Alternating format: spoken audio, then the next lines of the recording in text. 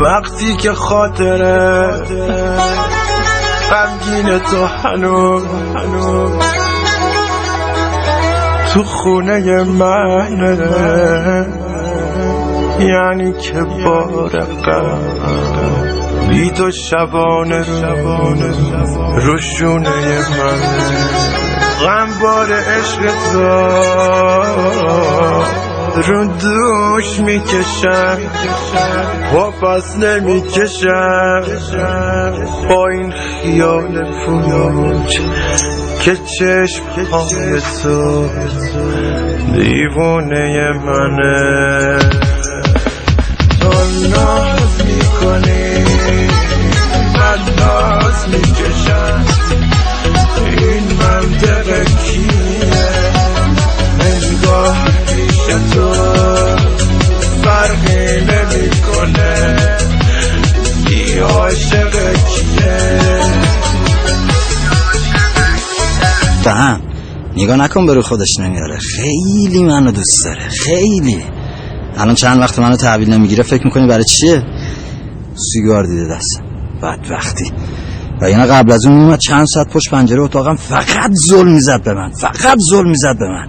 حراست بیمارستان دیگه گیر داده بود، انگوش گذاشته بود رو من، میگفت فقط این. موهای سرم در میاد، موهای سیبیلم در میاد. اینجوری نبودم که مو داشتم پر میرفتم تو آرایشگاه، آرایشگره کف میکرد، گفت پسر آخه یه آدم چقدر میتونه مو داشته باشه؟ شونه لای موهام میشکرد. آره موهام فر بود تا اینجا، بعد اینا رو سشوار میزدم میومد تا اینجاها. سوار موتور میشستم با بچه ها، جون همه مردای نو باد میخورد عین طاووس، همه میخه موهای من بودن، همه. غلام رضا، غلامم خرابم با تو بودن کرده، نگویی این دل دوریه عشق تو باور کرده. دل من خسته از این دست به دعاها بردن، همه آرزوها با رفتن تو مردن. حالا من دیگه آرزو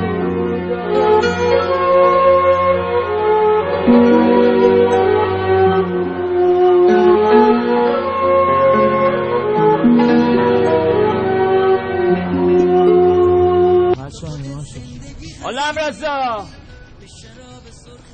غلامم همه خوبای ایران، نوکرتم، همه رفقای نیک. وقتی که خاطره غمگین تو هنوز تو خونه منه، یعنی که بارقم بی تو شبانه رو شونه منه. غم بار عشق تو رو دوش میکشم و پس نمیکشم با این خیال پوچ که چشم های تو دیوونه منه. تو ناز میکنی من ناز میکشم،